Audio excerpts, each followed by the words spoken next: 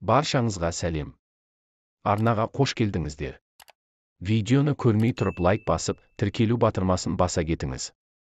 Назарбаевтар 30 жыл бойы мақтап келгендер қазір бүкіл айыбын осы қоғамның осы деңгейге жеткенінің барлығына Нұрсұлтан Назарбаевты айыптап жатыр. Енді кеше ғана қанаттас болғандар әлгі не қылды? Переобулись деп айтады ғой орысша. Сондай болды. Оны көзіміз көріп жатыр ғой. Осы 3-4 жылда Қасым-Жомарт Кемелұлы Тоқаев келгелі бері дейікші билікке.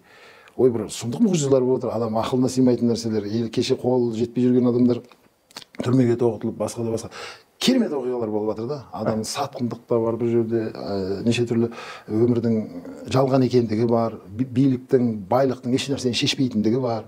Адам өзінің абыройымен елге еңбек етсе бір жөн. Ондай адамдар жоқ емес. 30 жылда Қазақстанның тәй-тәй басып тәуелсіздігін нығайып кетуіне үлес қосқан көп тұлғалар бар. Бірақ дегенмен де қазір көзіміз көріп отқан қызық қой енді. Небір қызықтар өтіп жатыр ғой. Болат Назарбаевтың жаназасына бардыңыз ба? Жоқ, бармадым. Ақпарат ешқай жерден көргем жоқпын. Жаназасы қайда болатынын біз естідік, ауырып жатқанын да білетін едік. Ұзақ жылдар ауырды ғой бұл кісі. Біраз болып қалды. Елдің бәрі сол соңғы бір қаңтардан кейін ғана ауырған сияқты қалды. Бірақ оның алдында да ұзақ емделуде болды. Бұл кісі цирроз болды ма, бауыр ауырды ма, бүйрек ауырды ма, әйтеуір біраз ауру бар екенін білемін. Енді күтпеген қаза деп айта алмаймыз. Адамның бәрі өзекті жанға өлім бар ғой. Оның үстіне ол 70-ке келді, жаңағыдай аурулары бар. Естідік, дұға жасадық, бірақ жаназасына бармадық. Сұрағым келгені, енді әлеуметтік желіде қайғырғандардан қуанғандар көп болды. Әртүрлі әжуалар кетті. Енді 5 уақыт намазыңыз бар, азаматсыз ғой. Жалпы адам өмірден өткен кезде қуану қаншалықты дұрыс? Өзі Болат Назарбаевқа қатысты емес, жалпы мынандай нәрсе бар. Екі түрлі адам болады дейді. Бір адамдар болады, өмірден өткен кезде өзі демалады дейді, мынада қу дүниеден, тіршіліктен, бәрінен. Енді бір адамдар болады дейді. Ол дүниеден өткенде басқалар демалады дейді. Енді бұны жаңағы кісі қайқа жататын ала біледі. Өлім деген хақ нәрсе келді оған. Өлім періштесі келді, жанын алып кетті. Бұл қаншама адамдардың жүрегіне қайғы. Әсіресе отбасы, туған туысқандар, бала шағасы, жұбайы, тағы деген сияқты немерелері бар. Оған қуану деген дұрыс емес негізі. Енді ол кісі туралы көп әңгімелер айтылады. Қаншама жетім балаларға, қаншама ауру балаларға. Мына Қызылағаш біздің Талдықорғанда ауылды бүкіл су ағысып кеткен кезде 40 үй сап берді. 40 үй деген біреуге аз шығар, бірақ ол да көңіл бөлуде мемлекетте бөліп жатыр, бірақ өз ақшасынан.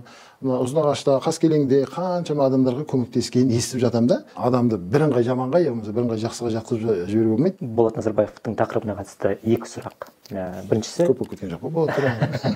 бәріне кеңінен тоқталамыз. Болатын әңгімеге көшейді. Болат Назарбаев қазақ тарихында кім болып қалады? Ешкім болып қалмайтын шығар, білмеймін. Ол кісі тұңғыш президенттің інісі болып қалатын шығар, кенже інісі болып. Өйткені жақсылық жасасаң да өзіңе, жамандық жасасаң да өзіңе. Жақсы, Назарбаев сапкерген дегеннен шығады ғой. Жалпы осы 30 жылға жуық ел басқарған кезде Назарбаевтың қандай еңбектерін бас бармақпен бағалай аласыз? Тәуелсіздіктің алғашқы жылдарында шынымен де ақша жоқ қой кезде. Енді қазіргі буындар түсінбейтін шығар жастар. Свет деген болмайтын, 1-2 сағат қана қосылатын.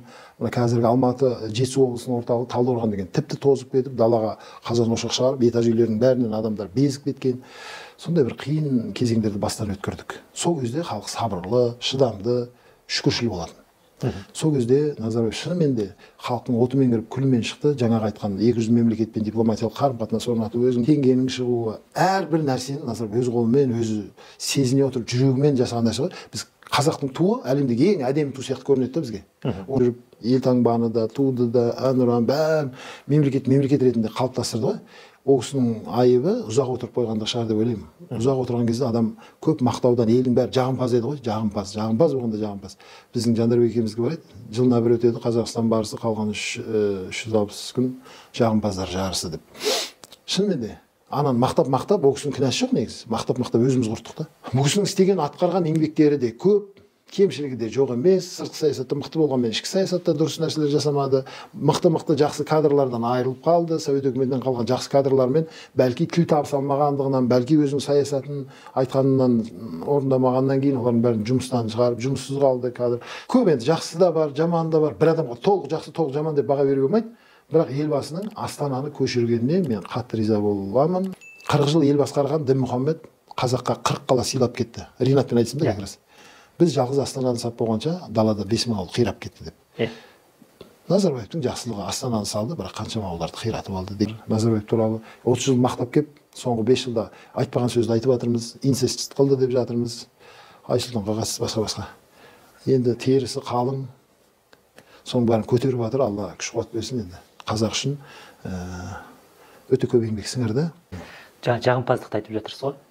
Қазақтың қанында бар қасиет сияқты, осы Тоқаевтың тұсында да сол жағымпаздық жалғасып жатқан жоқ па? Ойбай, жаман жалғасып жатыр ғой.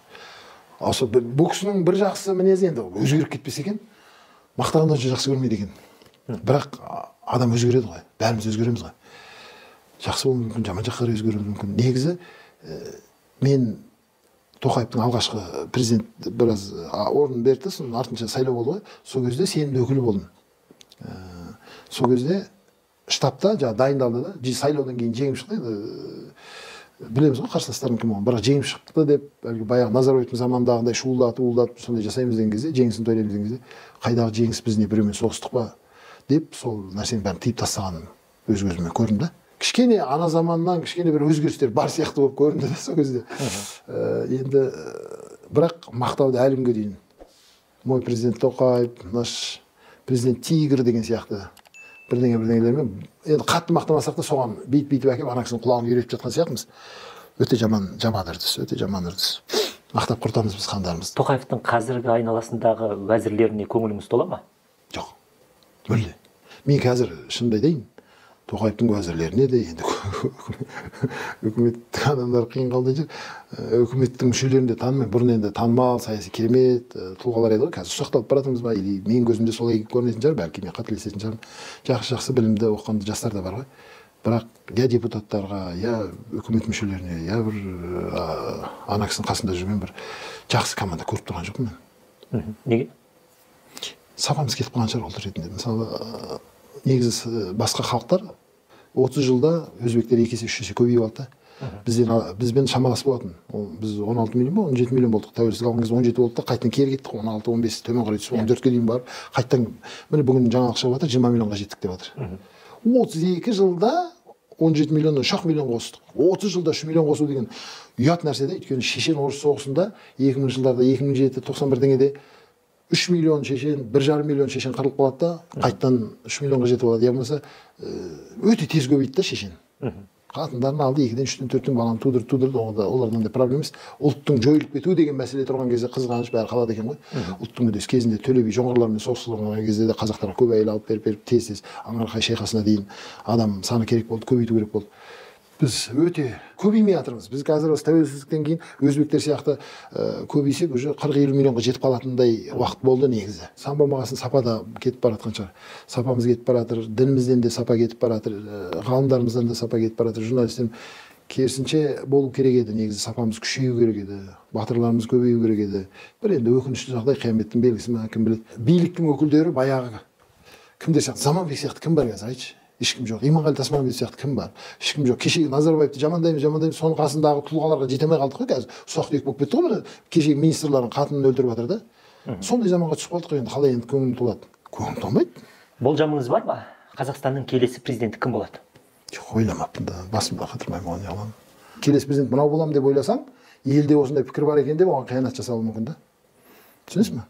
Сондықтан да Алланың қалаған құлы болады, бір жақсы азамат келсе екен, елін жерін ойлайтын. Тоқаевты да мен бір жаман демеймін, өзгеріп кетпесе өте жақсы ғой, алхамдулилlah. Видео ұнаған болса лайк басып, арнаға тіркеліп, пікір қалдырып кетіңіз құрметті көрермен.